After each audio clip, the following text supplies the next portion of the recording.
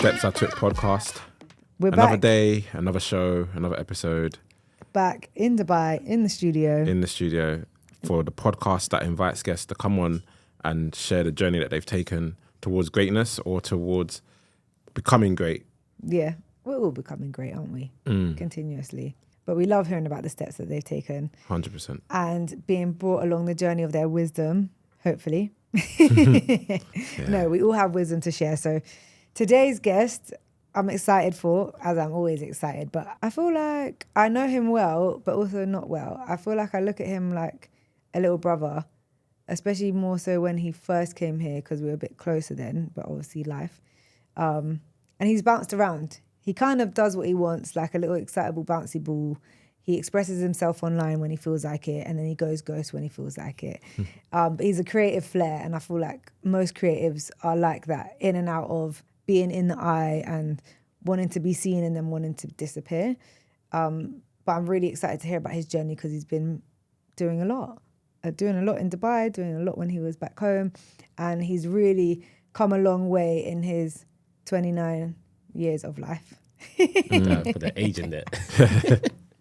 Put on blast like that. Yeah, put on blast because he's young. He's young and he's doing his thing, and he's been doing his thing, and it's really actually inspiring to see someone young who goes through the trials and tribulations.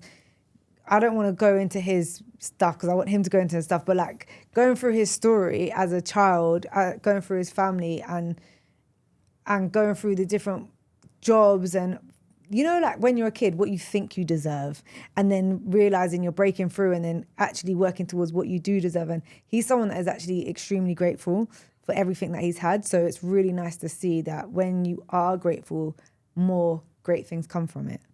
Anyway, I'm talking too much because this isn't about me. So today we have Kairo Rahman. Nice. Welcome, bro. Thank you for having me. That was nice. That was nice. I was sitting there thinking, damn, that's me? Yeah. Yeah.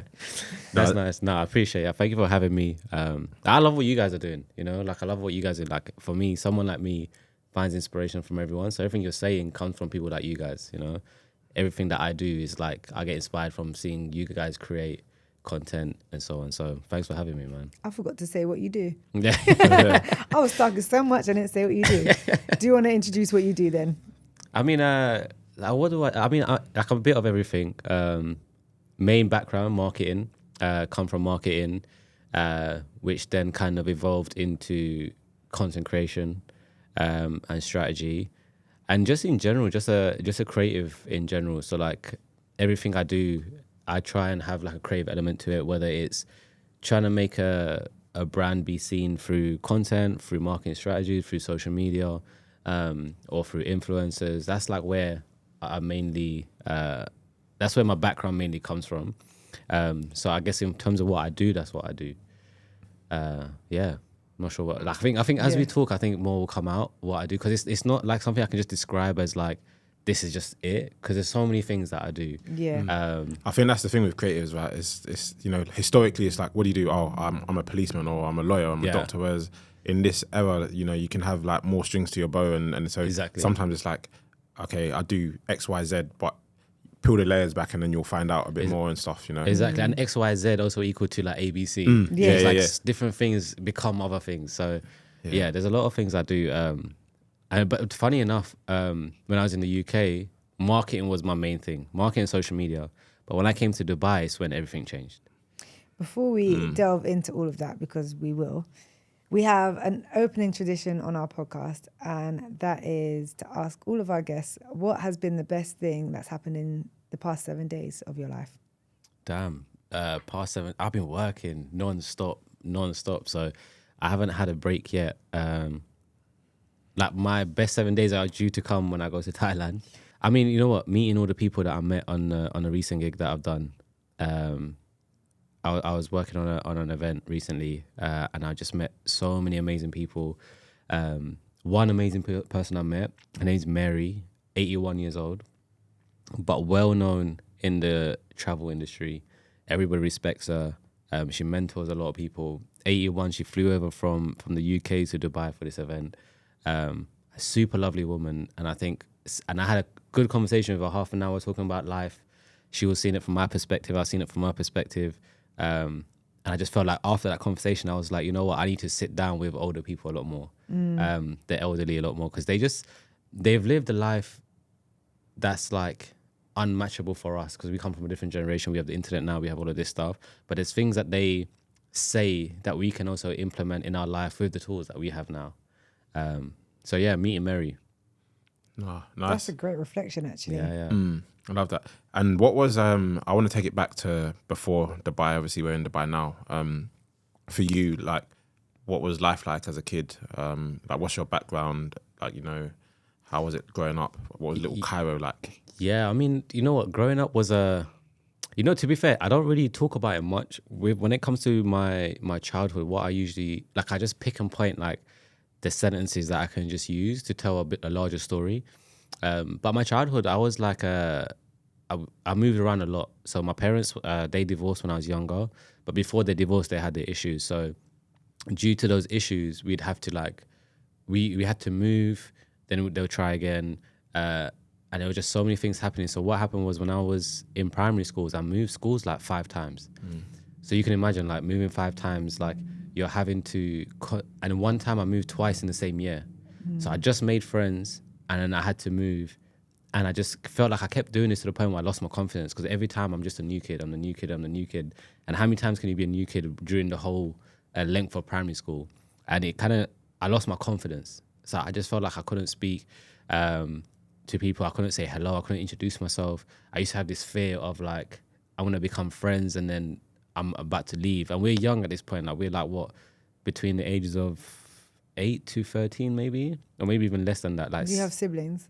I have at that point I had my younger sister, and I have 2 younger brothers, but one of them was born at that point. So it was my sister. Me and my sister are 1 year apart. My sister was a little bit different, and I think girls are usually like that. They find the little click, and then they just slide in. But for me, it was a bit more, it was harder, because moving around so much, I realized, like, it affected my studies, affected my people skills, and on top of that, everything that's happening at home at that age, you know, like, my mum tried her best to mask it, but me and my sister used to be the one, them ones just sitting by the staircase and just listening. And as soon as we can hear, like, one of the parents coming through, like, we could quickly run to our bed, you know, but we heard everything. Was this in London as well? This is in London. Yeah. So I lived in London. I was born in Stepney, but I grew up in Barking. But then in between all of that, I moved from London to Luton, went to 2 schools in Luton, then came down to Barking. So then also, like, I thought when I came to Barking, everything was done, moving primary schools and stuff. But then you go from primary school to secondary school, and it's the same PTSD, same feeling of, like, oh man, I got to start again. And now, like, and I know everyone does it at that point, but it was just hard. I just felt like I didn't have a voice. And I think that shaped me for majority of my childhood. Like, majority of my childhood, I just couldn't connect with people. And then within my family, a lot of my family, like, I don't know if you guys have this, but I have this one cousin, same age as me. No matter what he does, it's gold. Yeah, no matter what I do, I'm getting beats, I'm getting told off, I'm getting everything. So one time I remember, like, he's that the kind of cousin, like, I said something, no one laughed. Yeah, he said the exact same joke, suddenly everyone's laughing. That's the kind of relationship we have. And so I had him during growing up. Even to this day, he's a creative as well. He's in the creative field. He has his own he has an agency in the UK doing an amazing thing. But we always had this little, like, friendship rather than family bond. But when I was moving around so much, I just remember, like, I used to look at his life and I'd be like, why mine? You know what I mean? And I think when we're young at that age, I think that's so dangerous that you don't realize how it can affect you as an adult. And it still affects me to this day, I think. Like, as much as I feel like I've grown, and it's something that you say, I remember you told me this ages ago, and I'll never forget it. It's like, everybody needs therapy. You know what I mean? That was your tagline. That's my bar. Yeah, that was her bar. And it's true. Yeah. Everyone needs therapy, but I don't know if therapy works for everyone in the traditional way, but there's some sort of therapy they need. And I wish I did it younger. I wish I did it when I was younger. You know, I had my parents breaking up. I had to work when I was younger because my dad wasn't around. Working since I was 16, officially earning a paycheck. Never took money from my mum since 16. Went throughout school, moved so many times. So yeah, I mean, that's the kind of, I guess that's how my childhood looks like. It was just a lot of, because I haven't spoken, because I haven't spoken about it in thing. I don't know where to what part to discuss. So are you like, so you said you were the eldest basically. So that must have been a bit of a pressure as well. Then like even you might not even realize it was a pressure, but in terms of, I guess, you know, from the moment when you had your first job, but even earlier, you know, because maybe you felt like you couldn't even like speak to your younger sister or younger brothers about how you were feeling and stuff. Yeah, 100%. I couldn't speak to anyone. I couldn't speak to my boys. I couldn't speak to my mom. Couldn't speak to my family members. Couldn't speak to my cousin about it. I think me and my cousin, we developed a relation where we can talk about things once we got around to uni. But before that, I didn't speak to anyone. I was all up in here, and you know, when it gets up here, like it's like a fire burning up, and you have to let it out somewhere. And I think that's when I went down a route where like it was the easiest way to lay it out. You know, the fighting, the smoking, the just having issues with people for no reason because they just looked at you wrong, they're stepping in your shoes. Like, it was just a waste. Like, I don't care you step in my shoe, but I got fire in me, you know, I need to lay it out. And so I think that was my way of expressing it rather than speaking about it. I think it's difficult when people grow up in homes where lots of things are hidden. Yeah. Because it's showing you as a child as well that this is how we deal with things. Mm-hmm. We don't tell people, we don't talk about it. That's true. We keep it to ourselves. Yeah. So obviously, without even realizing, the children in the home are being like, I also have to keep it to myself, especially as the oldest one, where you now have to look after your younger sister, then more siblings come along. Now you're older, you can look after yourself. We have to take care of these small ones, and you have to, your feelings and needs are almost shunned to the side without meaning to. Yeah, and I mean, thinking about it now, I think that's probably where I learned it from, because, you know, my parents would go through wherever they go through and think that we didn't know or hear anything, you know. So then the next morning, it's like nothing happened. And I think that's where I might have picked it up from, where like I went through so many things, but in like even to this day, like people just don't know what I go through, you know. Like online and in person, I use like humor to like mask it a lot of the times, but I think that's where I learned it from. Like the night could be hell, but it's a new day. Nothing happened yesterday. It's fine. We don't know what's going on, and we just act oblivious to it. And I think that's how I've been as well. So now you said like you started to develop, or not now, but when you started to go to uni, you developed a more open relationship with your cousin where you could talk about things. How do you think that started to develop? And did you start to let go of the fire that was inside of you when you started to open up a bit more? I'll be honest, like I think when in terms of the fire, I think that kind of got let go when I moved here. But before that, like, man, I was a nuisance, man. I just remember, like, it was just one of those things. Like, and again, we didn't have drill music. We didn't have these TV shows to inspire us, you know what I mean, or influence us more or less. So we was really like just in it because we were broke. Like a lot of the time, it was just about money. Like imagine, like I'm working at Sports Direct at 16, and I'm making like £60 a week. But my mum's bills is not £60 a week. And what about money for me? You know what I mean? I'm not taking money from my mum no more. And my mum, from my first job, my mum started taking money from me. And at the time, I never understood it. But growing up, as years went on, I was like, oh, okay, I see why. And to this day, like, I've not stopped giving my mum money. You know what I mean? Like, every month, like, no matter how many siblings I have, like, I still give her my half of whatever she wants. But at 16, like, making £60 a week at Sports Direct, and that money can go so far. Do you know what I mean? Like, there's only so much £2 chicken and chips I can eat. You know, like there's only so much of that I can eat, and this is why, like, like you used to see it in my stories. I used to talk about Dixie all the time, because that's what I grew up eating. Like, that's all I could afford. So, like, I was eating like 6 wings and chips like every day because that's all I can afford. With a can of Miranda, yeah, exactly. The strawberry one as well. When the strawberry one came out, it changed. Yeah. But that's why I have like Dixie's like became part of my brand. Like on social media, when I go to London, everyone knows I'm going to Dixie on Ilford Lane. You know, but that's where it started from. So like I could only afford these £2 chicken and chips.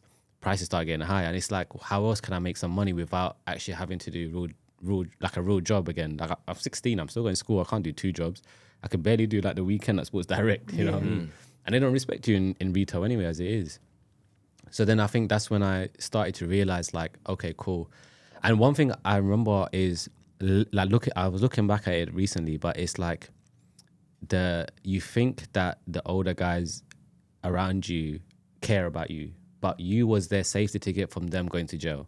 You're underage, you know, you're underage, you can't go to jail for doing certain things. So you feel like you're given responsibilities at such a young age, but really and truly, you're just doing it for them because then they don't go to jail and you just get a slap on the wrist, whatever, but they make more money. But at that time, money was easy for me. It was like, okay, cool, I'm making a little bit more on this, I'm making a little bit more on this, on that. And this was around the time when the little craze of like these fake polo tops came out. Do you remember those days? Like the fake polo tops came out. All these fake gums, you're telling everyone like, no, it's real, even though you're still a fake packet. Like you're telling everyone, no, it's legit. What do you mean? Like, and so everyone's rocking it on like Fridays and Saturdays. So it was around that era. But I quickly realized then that I was not good with money, because now I'm making more, I'm spending more. Yeah. You know, chicken chips became chicken burgers, and so on. Nando's then came in. So then throughout all of that, me and my cousin. He was from South London as well, and I started hanging out with him more because I was around that area more, especially when I went to uni. So I was in South Bank, and he literally lived right next to the university. And so after going to classes and stuff, in between my lectures and stuff, I'll go to his house. Instead of going back to Barking, I'll be at his place. And we just started hanging out a lot more now. Like now we're adults now. We don't have to rely on our parents to take us to each other's house. Like we're out and about and so on. We started hanging out. We go out for like weekly like dinner or lunch or whatever, or I'm at his house. And it's naturally we just started talking more. And I think since then, like we were both in the creative field, same interest. He'd ask for my advice on things. I'd ask for his advice on things, like industry stuff. And then that bond just became what it is now, I think. And now it's just like when I go to London, I go to see him, see his daughter. We go sit down, we go grab a shisha, and we just have a chat and let whatever comes out of our mind, and we just let it rumble. I want to touch on quickly. I want to touch on your relationship with your cousin, but also you used the word creative. And where do you think that came from? Like for you, like the fact that you're both, you know, creative people, and you know, like how did that develop? It comes. As bad as it sounds, it all comes down. It comes down to money, man. I remember. So like, I'll give you the timeline of everything. So, I was at my work timeline. So I was at Sports Direct at 16, and then I was there. I got fired after like 6 weeks. Then I was absent from a professional job for a while, and then I was like trying to change my life around. And for me, changing my life around was like, I need to do something for my future. So what I did was I was like, okay, cool, I'm going to go to uni. I'm going to try and see if I don't want to live this lifestyle anymore. And I think the only way out of this is to go to university. But I can't just do any degree. It has to be something that like will take me into like a professional field. Because you know what it is, like the lifestyle that we had in the UK was just like a make money and mess someone up. Make money, mess someone's life up. Make money, mess someone's life up. And I think that's just not sustainable. And seeing how my family was broken up, I was like, okay, cool. I'm 18 now. I was like 17. How can I change my life from this point onwards to not be doing this till I'm 40? Like, because I have boys now, they're like 40, living the same lifestyle. You know, when I go back, like, what's going on, man? What's been new? Nothing. And it's like, what do you mean? Like, but it's been a year. It's like, yeah, same old, da, da, da. So I was like, how can I change that? I was like, cool, I'm going to go uni, I'm going to get another job. Worked at Primark. But what made you want to pick marketing at uni? Not even pick marketing at uni. Oh. So I picked bioscience at uni. So yeah, I just thought I wanted to be in a professional. I thought doing what my mum would want me to do is be a doctor, as every Asian. I thought that would be the line that I should go down. So I was at Primark while I was at uni studying bioscience. And then at Primark, I started during half terms and stuff. I started working during the weekdays, and that's when you see a different life in retail. Weekends just got the students, the kids, you know, like the young crowd. Weekdays got like the grandmas and the parents that's hustling hard for the children, and that just made me realize at that time I was like, okay, cool, like they obviously have a reason why they're working there, but I'm young enough to change where I'm gonna be when I'm at that age, and I don't want to be in retail all my life.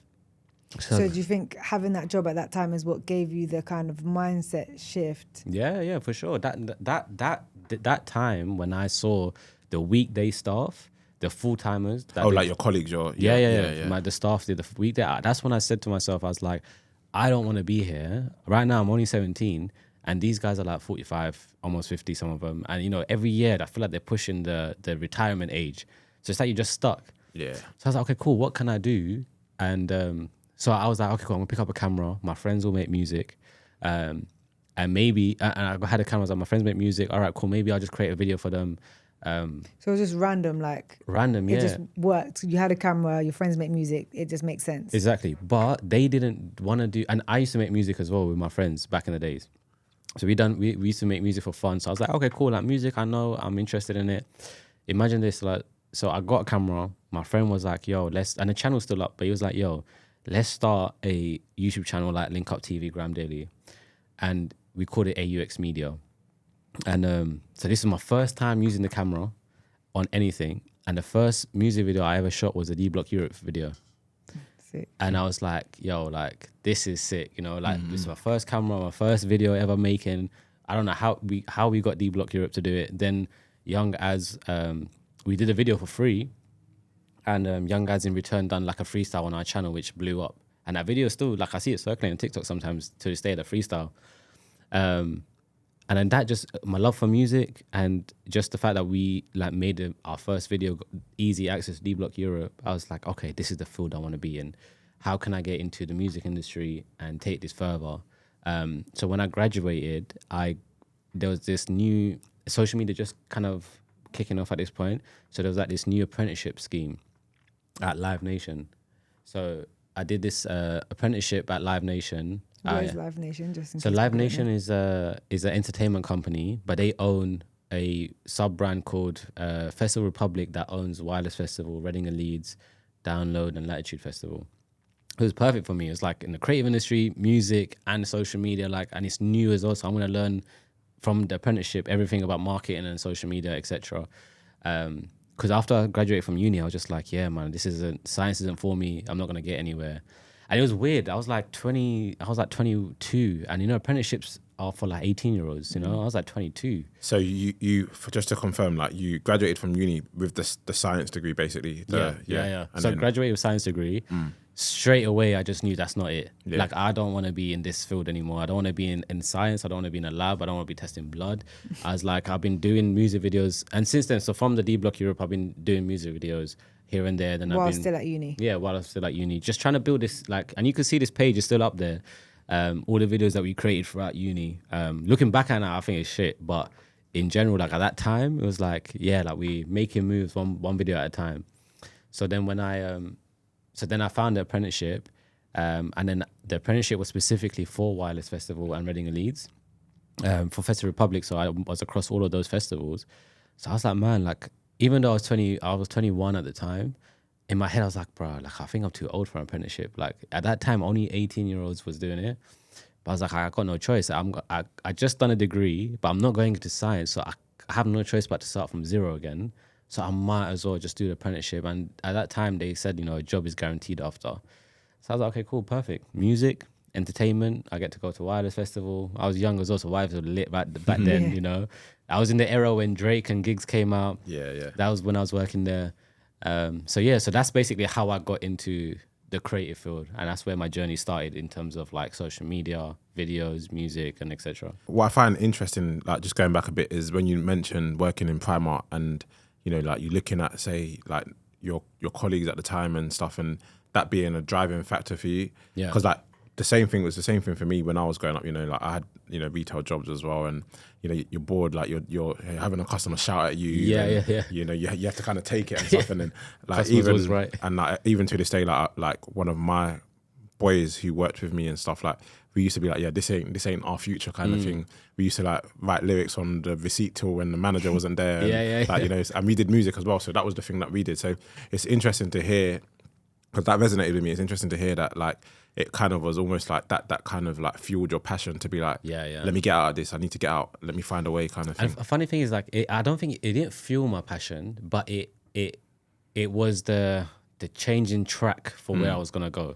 I think, you know, with the way the upbringing that I had, the life I had before I went to uni, you know, like, again, like, you know, throughout from the ages of like 11, 14 up until 23, like I literally had lost like 14 friends. You know, some passed away naturally, like natural death. Some died on the streets. Some went to jail. So like there was so much like hardship that's all we knew. And one of the things was that at that time, I didn't care about dying. You know, every time I would go out for a fight, I was like, you know, Islamically, we always told like, you know, if we were meant to die at that day, then our time's coming, we can't change it.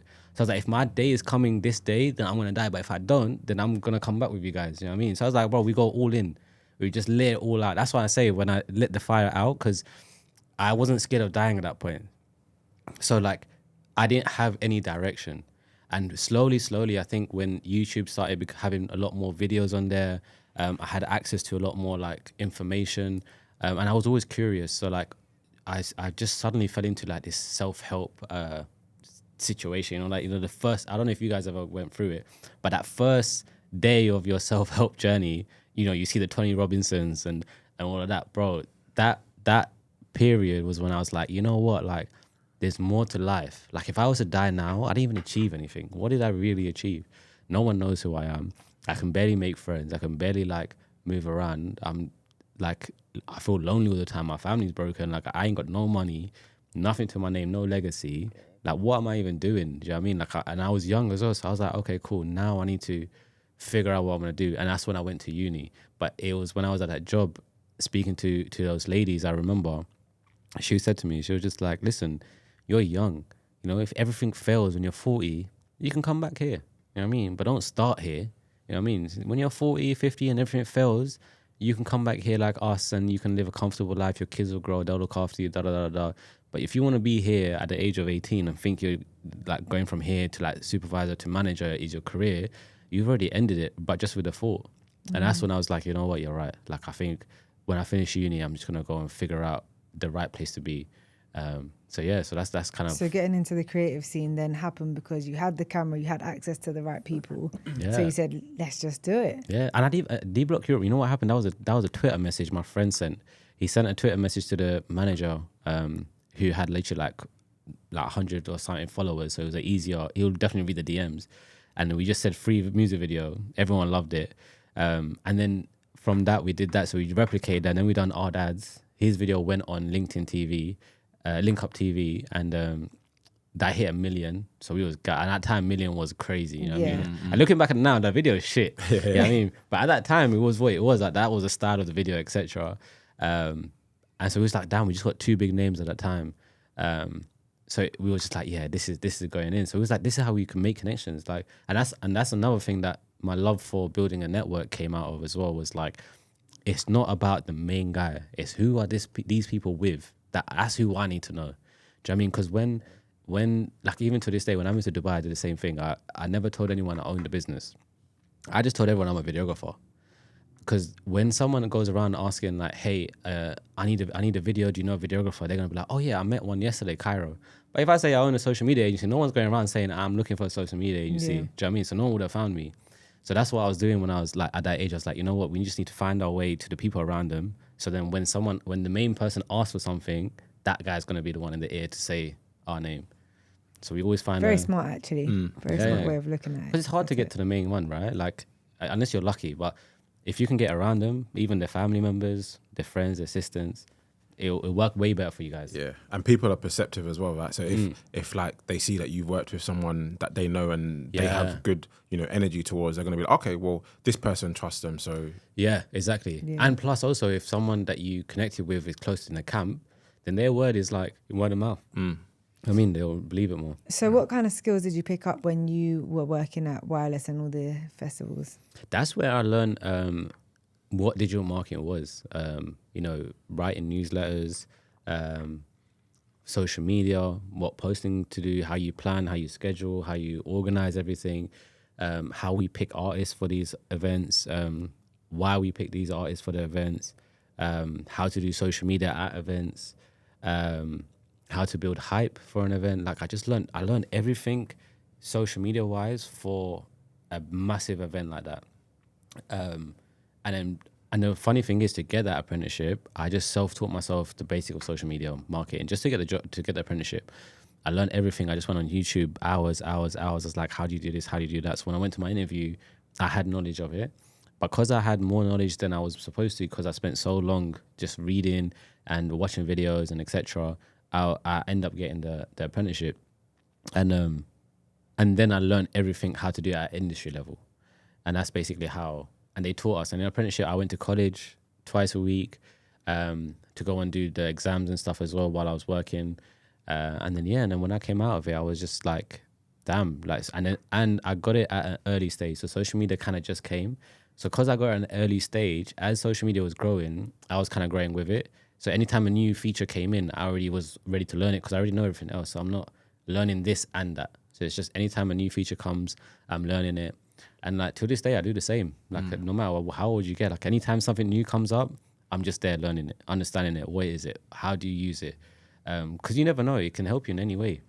What does just then you mentioned that you learned, like, for example, like what a festival, like why they pick a certain artist and stuff. What was like, why would they pick an artist? So buzz for sure. Because look, when it comes to like festivals, they only come in for one day. And why do they come? They come to see their favorite artist. So there's no point picking my favorite artist. It's what are the people listening to.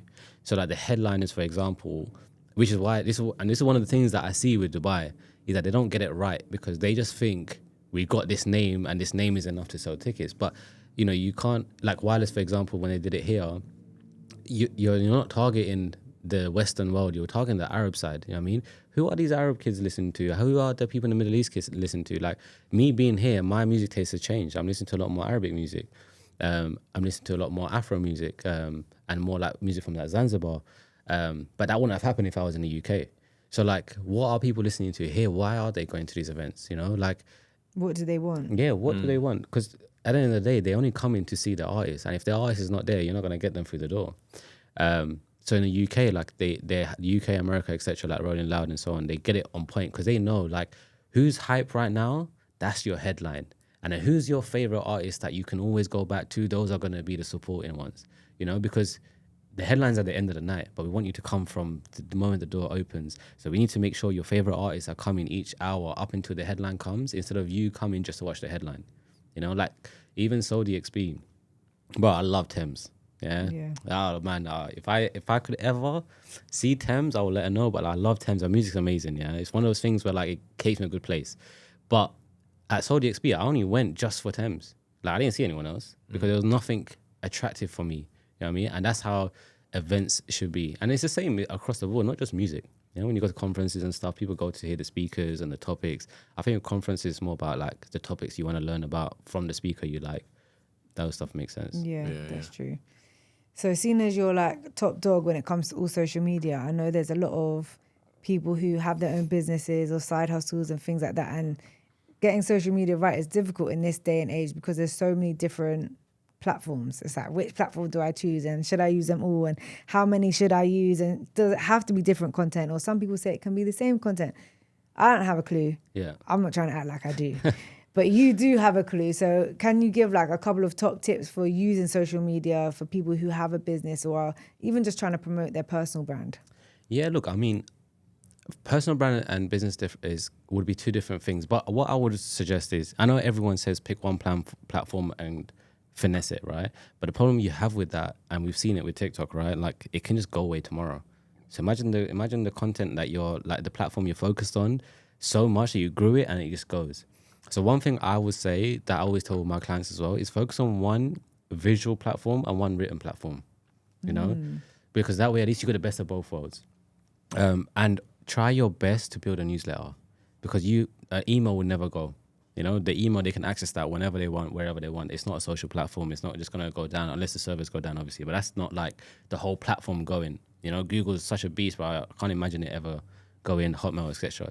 So if I was you and you got a business or personal brand, I'd focus one visual. So whether it's TikTok or Instagram or YouTube, then I'd do one written, Twitter, Threads, LinkedIn. Those are the two. So I would pick one from each. And then I would use both of those platforms to build an email list so that for example, if I've let's say I'm a YouTuber and I'm posting my personal brand on LinkedIn. So my written form can go on my newsletter, and at the bottom of it, I'll attach my video. So I'm just cross promoting all of my newsletter.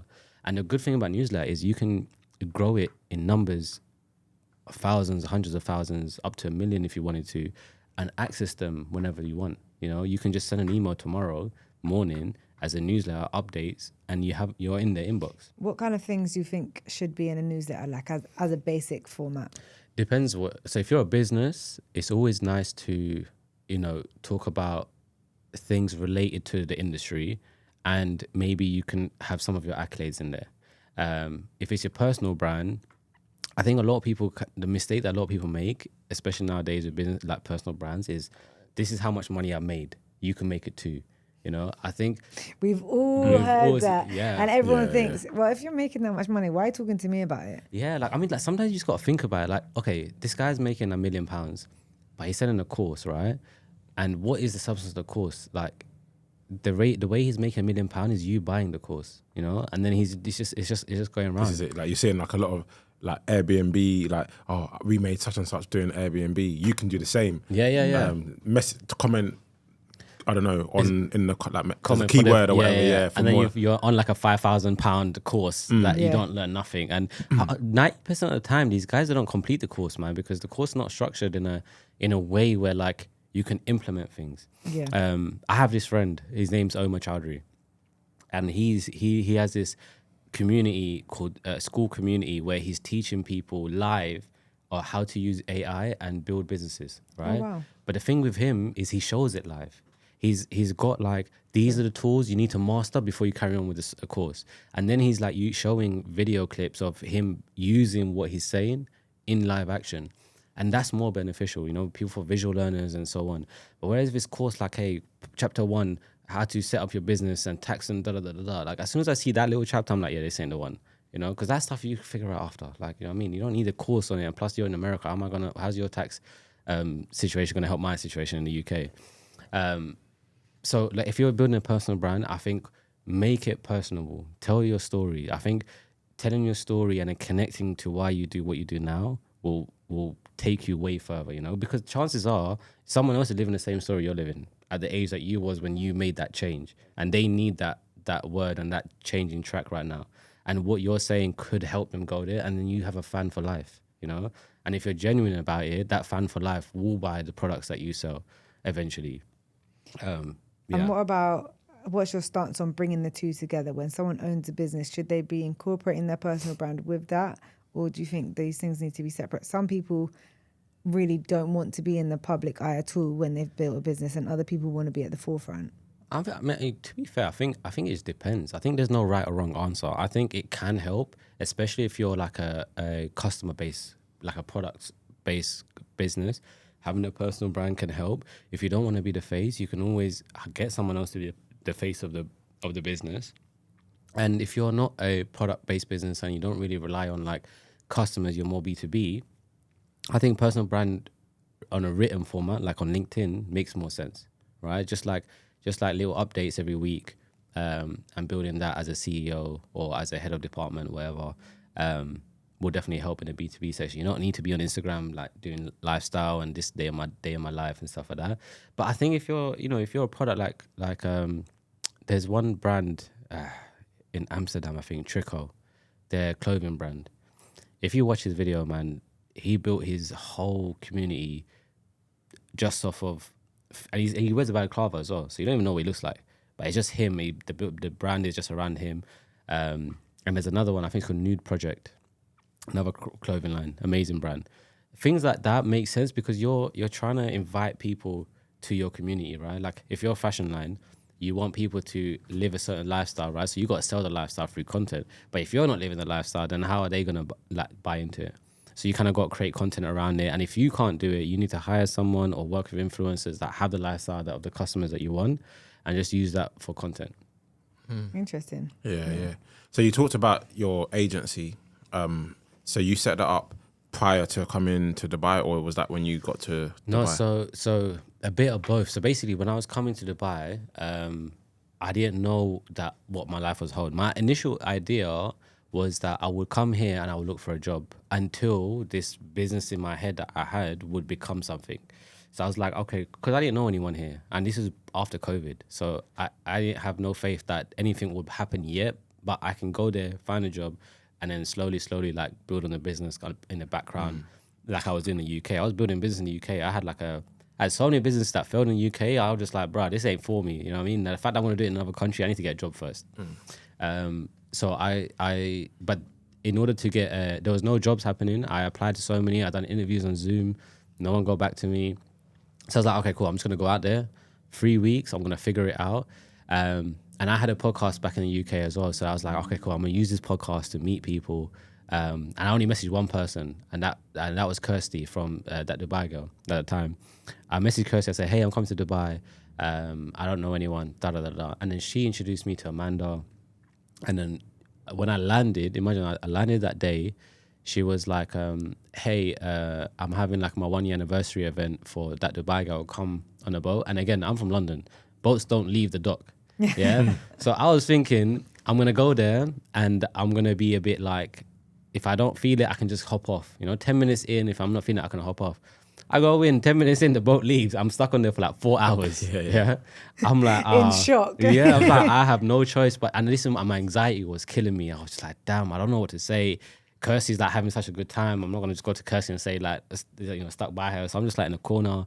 Then I met Amanda, super nice. Amanda looked after me that night. And then from Amanda, the friends that I have today, she introduced me to this one guy, Fraser, at the time. And Sabron was there as well.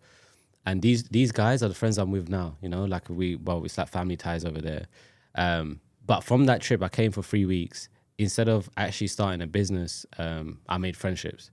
But I was like, damn, like I'm running out of savings. I don't know what to do. Someone said to me to just get a visa, open a business, just do it in the free zone, it's cheap. You'll get a visa. So then at least you can stay here longer than your visit visa. And then you can just find a job, etc. So I was like, okay, cool. That makes more sense. So that's what I did. I just opened a business license just to get a visa. But because I was working in the travel, so after the wireless, I worked in the travel industry for like 4 years now.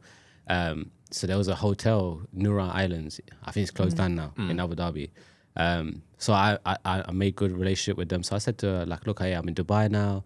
I have my camera with me. Can I please do a video for you for free? Like, I'm just not doing nothing right now. I'll hire a car, come up to Abu Dhabi and I'll do it. She was like, yeah, of course. Beautiful, like, land, a hotel, and the team was amazing. I created one free video, and then that's just how the business became. Like, that one video is what led to like everything after. And it's just like, I feel like there's a recurring trend where it's like sometimes you just have to do things for free. It's not beneath anyone to do something for free and just showcase your talent. Yeah, 100%. It's an investment at the end of the day, right? Yeah, that's how I see it. But it's got to be the right choice. Like, it's not free because, my friend asked me to, or it's not free because my family asked me to. It's free because, like, I can see where this video can take me. And if it's not going to be with this hotel, I can take that video and pitch it to another hotel. Yeah. But at least, because I got it for free, I got to stay there. I was enjoying, the rooms there. It's a beautiful hotel, what I mean?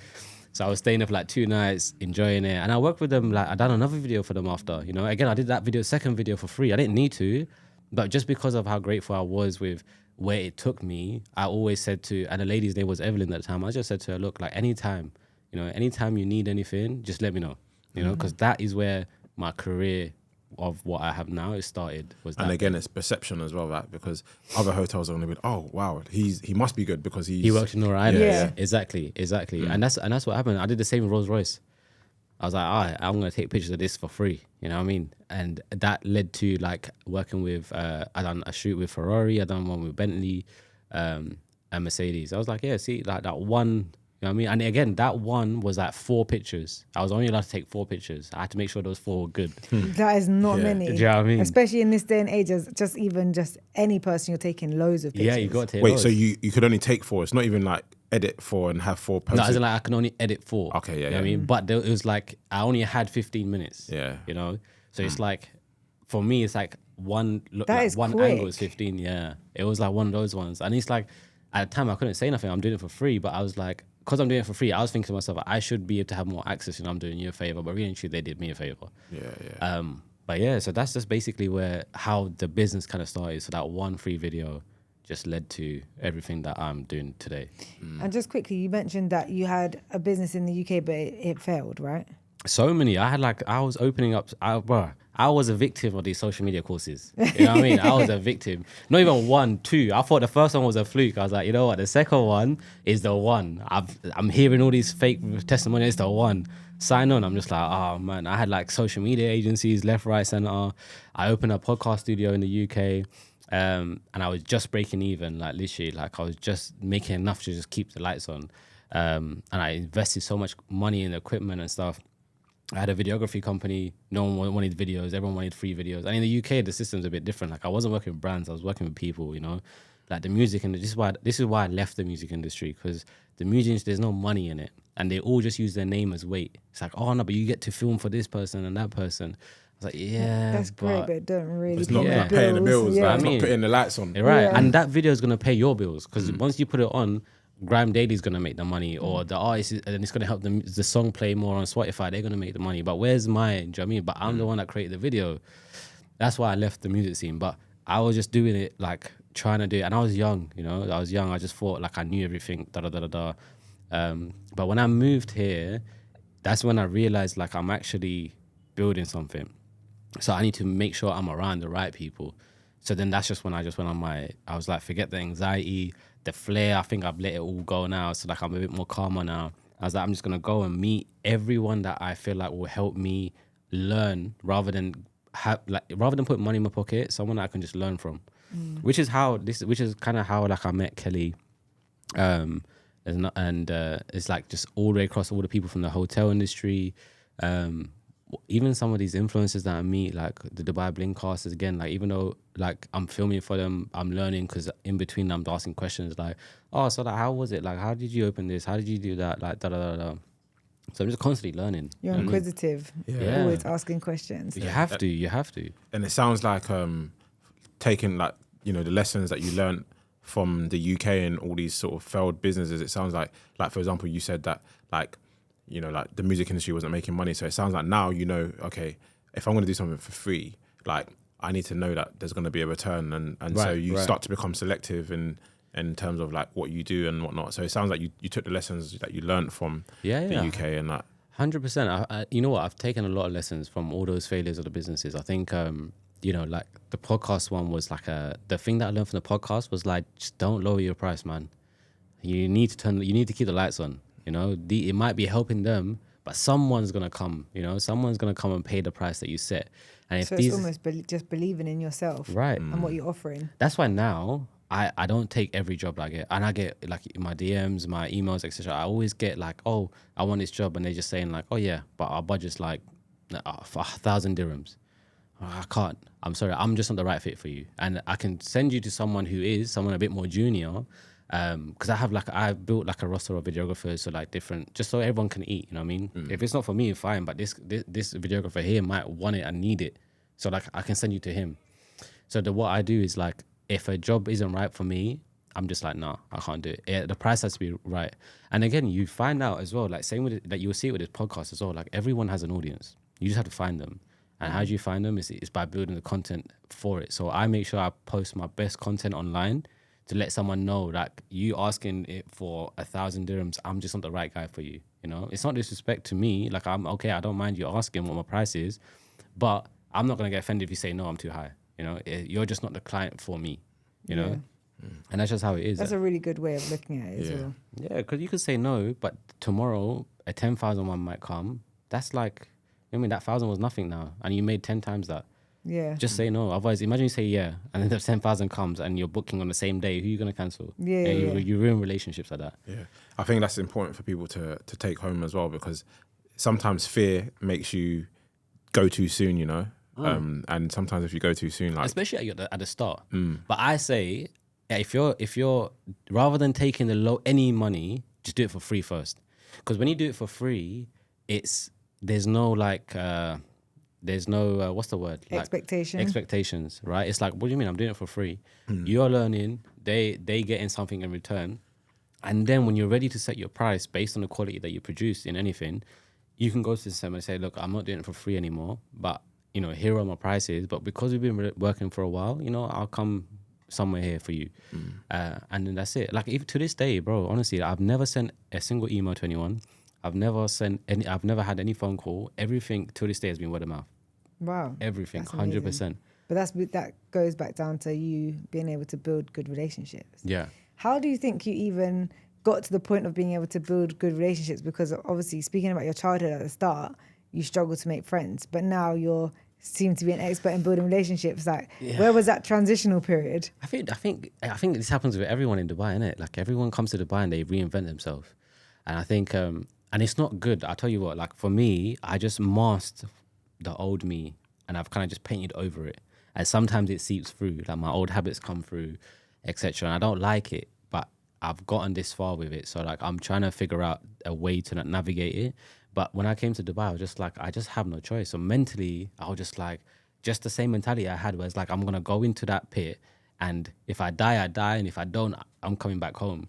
I was going to say to you, you said you've let go of the fire that you had before, but it doesn't sound like you've let it go. Maybe it sounds like fire. You've just channeled it differently. Instead of having an actual physical fight, the fight is making yourself succeed. Yeah, and this is what I was saying to you as well with a credit card. Like, I don't want no credit cards, right? I don't ever want a credit card. So me now thinking about it, it's like me going in the pit dying is me going broke.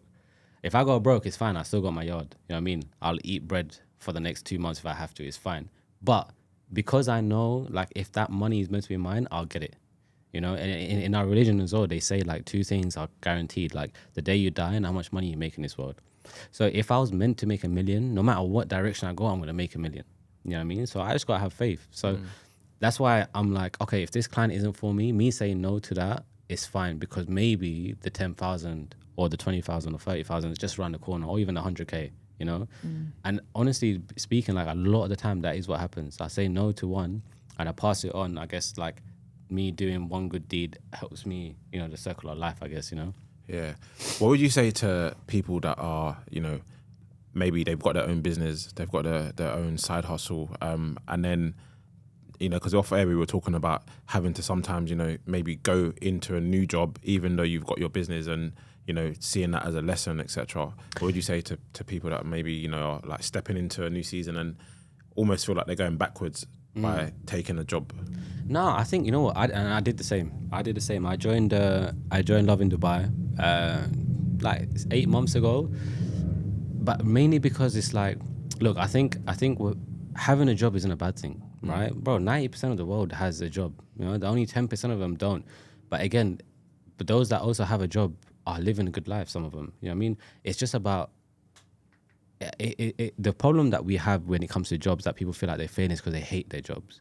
So number one, find a job you like or an industry you like and build your way up. You know, like, everything starts from the manager. If your manager's shit, you're gonna have a shit time. You know, but if you have a good manager, like at Live Nation and my previous company before COVID, like, I had amazing managers. I love my job, and I was doing social media. I didn't hate it one bit. It's only because I couldn't find a job that the business happened. But if I did find a job, the business wouldn't have happened. But being 3 years in now, and my business is running itself. I don't have to worry about it. But the problem is, for me, I don't take no money from the business. I want to reinvest it, right? So it's like paying my team, etc. So, like, where am I going to get money now? So I was like, okay, cool. I want to go and find a job. And I knew Richard from Lovin Dubai from before. Someone introduced us. So I was like, okay, cool. Like, I don't understand the Middle Eastern media yet. So rather than me learning on Google and YouTube from people that don't know it, I'll just join Lovin Dubai and learn it from the inside, you know? Like, I understand why people love Lovin Dubai, why the Middle East does social media and media different to the UK and to the West. So it's like I'm learning again.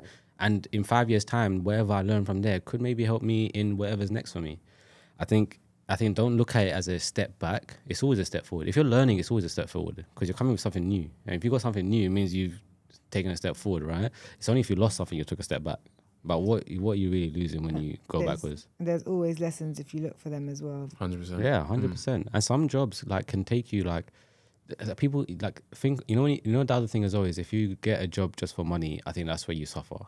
I think if you take your time and try and be in the position you want to be in the industry you want to be in, and the company you want to be in, take your time and build a relationship before you apply for the jobs, and then go in.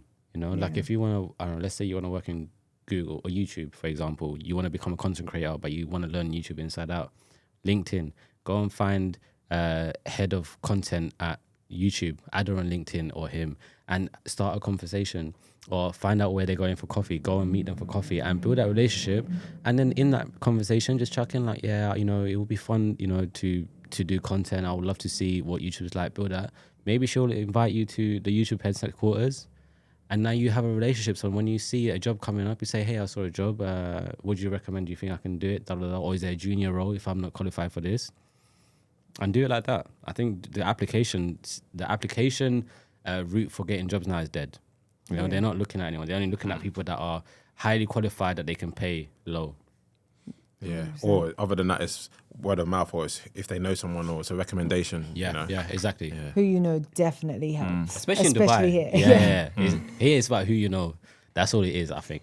That's why networking is important. Women come to women who thrive. Yeah. Cheeky plug again. I thought you were calling it 2025. It is 2025 this year. We're all thriving this year, men and women. We're all going for it. Oh, that's a sick one. 2025. Yeah, it's ours. Oh, we've stayed with it. Watch me do it, Ibrahim, and trademark it. I've already got the. We already made a logo. I'll send it to you. You can put it on your stuff. Okay, fine. I'll go 2025. At least if men are allowed to come to it, I'll do it. Men can do it. Yeah, men can come. You can come to the gala as well. But that's one thing I love about Dubai. It's like the women here are so supportive of each other, man. Like I feel like the men got a long way to go, but like unless it's fitness, the men are not really like supporting each other. Like there's all, like from my personal experience. Is it Brotherhood UAE? Yeah, no, Brotherhood UAE is good as well. Obviously I know Adil as well. So Adil's pure love, man. I got him on Lovin Dubai. Got him an interview there. But again, and this is what I'm saying. Like for me, it's like how can I build networks not just for myself, you know? It's for everyone. Yeah, like my network. How can I plug this person here so that they can do something? Because it's my reputation online. If I plug you with this person and your business goes well, my reputation is good. Forget about the money. When I'm like in need of my reputation to do me good, I've spent years building it. Do you know what I mean? Even to this day, man, like when people like say my name for video, they're all like, yeah, he's the guy. Because I spent time building that reputation. Now when people go in the industry and they're like, oh, I know Kairo. How do you know Kairo? It's like, oh, he helped me with this person, connecting me with this person. And that's what I've been doing. Last 3 years, I just try my best to connect everyone with everyone. I am aware of time, but I do want to ask you, I know you've struggled with I don't know if struggle is the right word, but you've had different mental health things that you've gone through, like talking about anxiety and all of this. And then obviously you're talking about how you're masking your old self, your old Kairo or let's call him London Kairo, to now having Dubai Kairo. Then trying to find a job and starting your own business, because we're just saying, oh yeah, I just started it because I couldn't find a job. Like it's not hard to start a business. Like it takes a good amount of effort and work to start something, you know, whether it's finding the right people or the right clients or whatever part of it. How are you juggling all of that, like for yourself mentally, and making sure that you're staying afloat? But I'll be honest, I've been struggling with mental health recently. And even worse, I think I've struggled with it worse, but in a different way, being in Dubai. Man, it's lonely here. You know, as much as you have friends, a lot of these friends are like night out friends or like evening friends or weekend friends. It's not like, you know, in the UK, man, I had a long day at work. I just be like, yo, bro, I'm walking by your house. Are you home? Like, yeah, okay, cool. I'm going to pull up, or I'm in the car, come out, let's just chill. And then we can sit and we can chat, whatever. Here, that culture's not here. And I get it. Everyone's here to hustle. Everyone's here to have a good time, not be here for a long time. So like I struggle with that. So I just felt super lonely where like I'm going through something, but I can't hit anyone up. But just to see my friends, I need to go out. So when I go out, I'm masking it just so I can have a good time. And I use humor a lot, like to hide a lot of my stuff. So like I will just cuss you out for fun. Like just, you know, like as a banter thing, you know what I mean? Like it's just pure banter, just so I don't have to talk about it. Because I don't want to talk about it, and I don't like talking about it. And even to this day, like, I don't like talking about my past only because of I'm not that guy today. So I feel like me talking about the past, it's like either someone's gonna be like, oh yeah, like, you know, like try and match me and be like, yeah, I used to do this and I hate that, you know, like someone just trying to match me like that, or it's just like I feel like me talking about it doesn't do nothing for this conversation. There's no reason for me to talk about it. Let's talk about what I'm doing now. Do you know what I mean? So it's hard. Like we don't get, and I think as men, it's hard like to deal with mental health because we don't. I've tried. I don't know about you. Have you ever tried therapy? Yeah, I've tried therapy, man. You used to do it? Yeah, I tried it in the UK before I moved out here. Even since I've been out here, I've done it like remotely and stuff. I think, to be honest with you, I think everyone should do therapy. I think men. I think now there's a shift in society where there's a bit more emphasis on men speaking about certain things, but I think still a lot of men. Do you still do it? I haven't done it for about a year or so, but okay. Was that because you felt like it helped, or just because it wasn't doing anything for you? So no, the therapy definitely helped. Like I think for me, even sometimes it just even if it as a minimum, it just kind of just reinforces what you probably know but don't want to kind of acknowledge. Do you know what I mean? Yeah, for me it was like I just didn't think it worked, and my mum and I think it's because my mum forced me to go when my parents first divorced. My mum was like, he's just acting up. I need him to go to therapy. She made me go to family therapy. So like I was already like timid about talking, and now she wants to talk to me in front of my mum, like tell my mum to hear about what I'm feeling. So I just I don't talk, and so now like I've tried therapy so many times, it didn't work, but I think you have to find your therapy. I think therapy isn't just like talking to one-to-one with this there's different person. forms. Yeah. And I think you got to find your form of therapy. For me, I also think it's also about how open you are to it. You asked me earlier off camera if I like sea moss. I don't like sea moss because the first time I tried sea moss, I was feeling sick and someone made me eat it. Now, sea moss don't really taste nice anyway. So if you're eating it when you feel sick, now I really don't like it. If I went and tried it when I had a clear mind, I'm thinking this is healthy, this is good for me, I'm taking this intentionally to make my gut health better. I wouldn't have the same hatred towards it as I do now. Do you know what I mean? So if you're forced into anything, when you have this resistance already, it's never going to work to the best of its capabilities. Yeah, it's all about 100%. it's like environments, right? So like you said that the backdrop for you going was, like your mum's almost like shoving it down your throat and stuff, whereas like if, you were in a different environment and maybe you spoke to a therapist that wasn't referred to from somebody that maybe might be close to the trauma that you're going through or whatever, then, you meet a chasser and you witness a chasser go from like maybe being down here to being up here, and she attributes it to a particular therapist that she saw, and now she's like, look, try speak to this therapist or do this thing, and then now you've got like a reinforcement from a chasser. She's like, oh, it worked for her. Actually, do you know what? Maybe this might work for me. Now your whole mindset to going into it is going to be different. I tried. So like this last time, I know it's short on time, but like this last time I went on the therapy session, like I was like, it's a clear mind. I was like, I'll just give it a go. Like I'm choosing to go this time. So the fact that I'm choosing to go, we're gonna do it.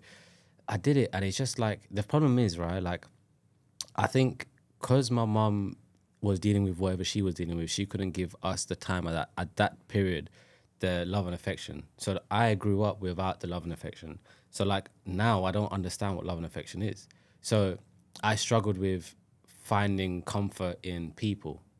So I've done things to find comfort, whether it's music or whether it's, smoking, etc. Like those are the things I found for comfort. And for so long I did that to the point where like therapy now feels like I'm trying to find comfort in a person, but I don't have that cell in my body that it's like, okay, cool. Then that's why like, you go get a cigarette or you go for shisha with the boys, it feels a lot more like therapy.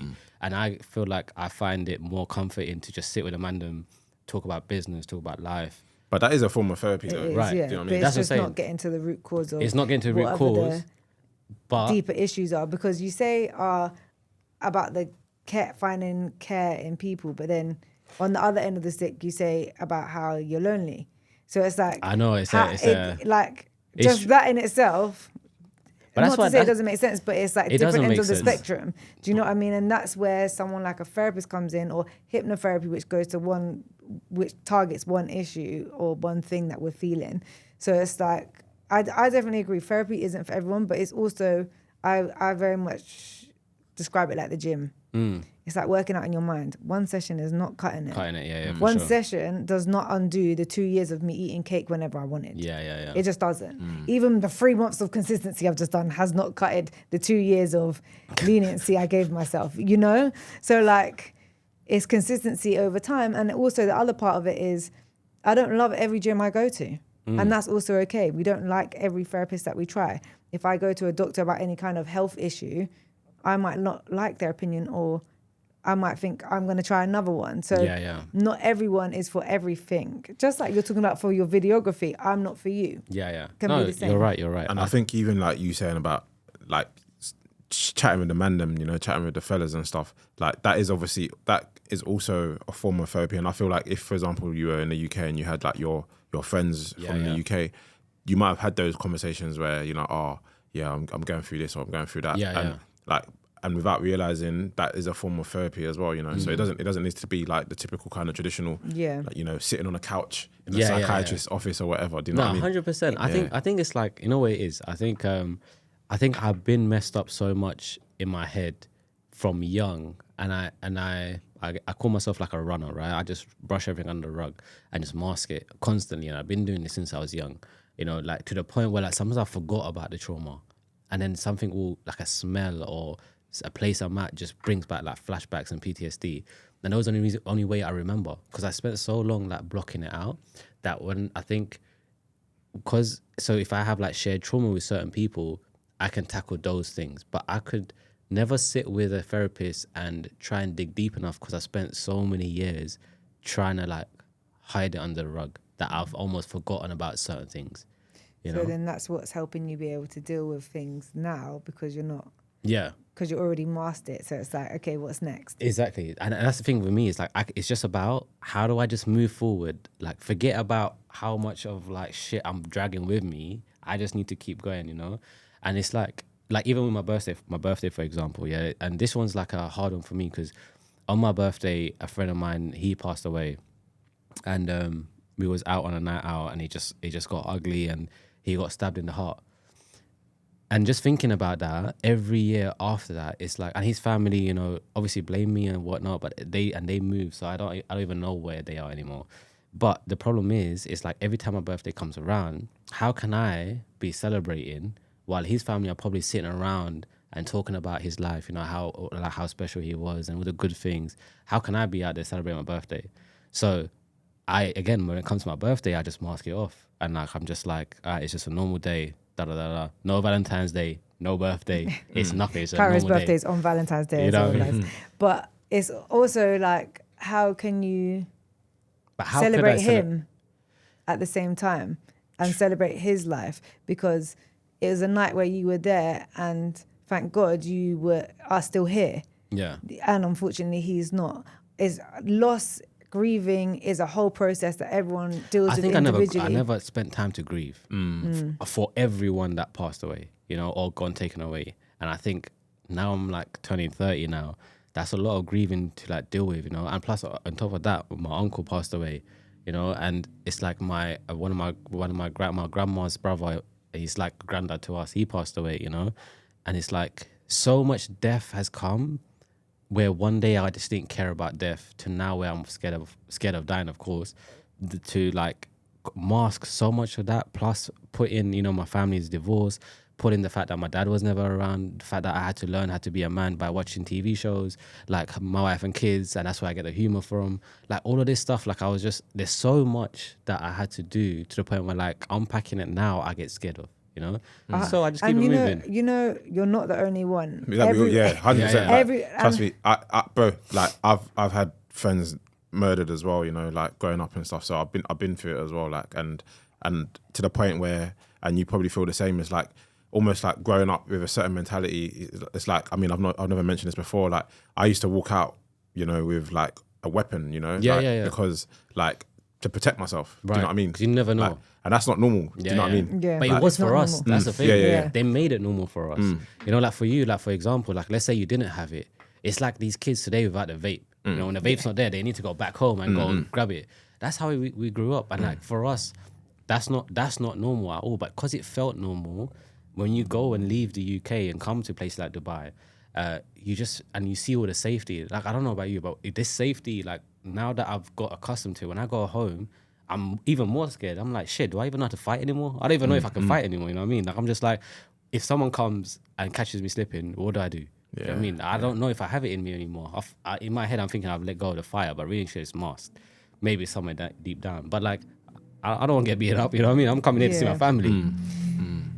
I think life is just one of those things it can be the most beautiful thing ever, but it can be the ugliest thing ever. And for me personally, I think it all comes down to the mindset that you put on it. I think life is really hard. It's really hard, like, to get through everything that you have to do. Sometimes getting out of bed is hard, like learning something that you need to learn, whether it's for your job or a new business or whatever it is, even starting this podcast, things you have to learn, like, but as long as you tune your mindset, and thanks to Nadia for the book, The Power. I've been listening now. I pour with love. It's like, yeah, unpacking everything that you've been through is hard, but also it's like choose your hard, right? Because if you're walking around dragging everything without even realizing, as soon as it's not to take everything at the same time and do everything at the same time. Same way with the gym. I'm not trying to do everything at the same time. It's impossible. I can't train chest and legs and do abs and cardio all at the same time. It's impossible. Yeah, bit by bit. And I think even like going back onto, your birthday thing, this has become like almost like a therapy session. Literally. With the elders. But going back to your birthday thing as well, and you're talking about like, your friend. I think for me, like when it comes to certain things like that, and like celebrating, like how can I celebrate when someone has gone through this or someone's gone through that? The way I kind of navigate it is I kind of ask myself, what would they, like if they were here now, what would they want me to do? Or if they were watching me now, what would they want me to do, kind of thing. And like 9 times out of 10, they wouldn't want me to be sad, or they wouldn't want me to be reserved. They'd want me to be like, well, I'm still here. Like, so like if I'm still here and they're not, let me do what they can't, and like celebrate them, and so 100%. I think the problem is, right, like I think the way the devil whispers in my ear, it's like, but they're not here though. Like, what difference does it make? You know what I mean? Like, their family is the one that's grieving now. How could I be celebrating them?